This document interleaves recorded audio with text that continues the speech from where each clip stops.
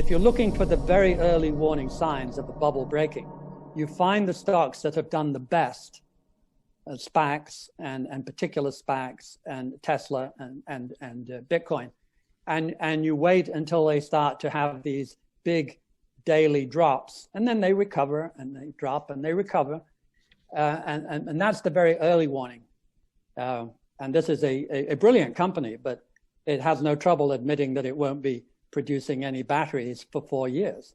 So no sales, no profits, and bigger than GM.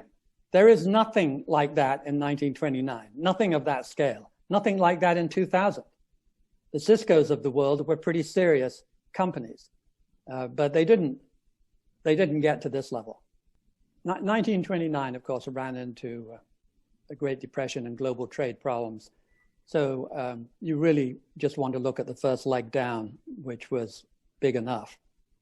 The analogy is much better with 2000. In 2000, it went down 50%. And the reason it only went down 50 and bounced back relatively quickly was because the Fed came charging in to the rescue.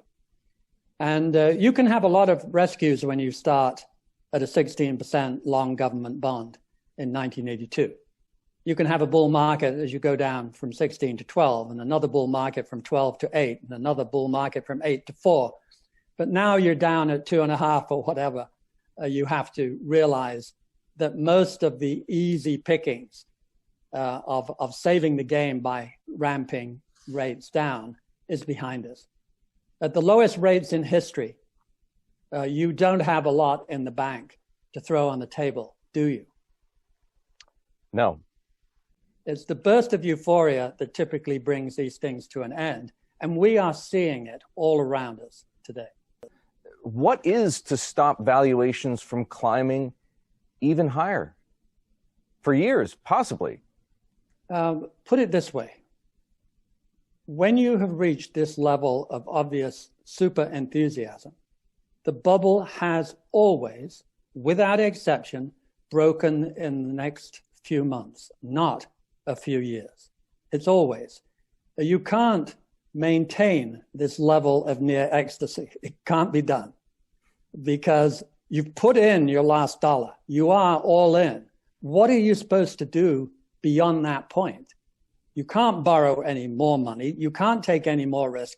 In fact, you know in your heart of hearts, you have never taken this level of risk and you never thought you would. It's just that this opportunity is so exceptional. This is going to be your once in a lifetime. And how do you keep that level of enthusiasm going indefinitely? Thanks for listening. We hope you enjoyed the show.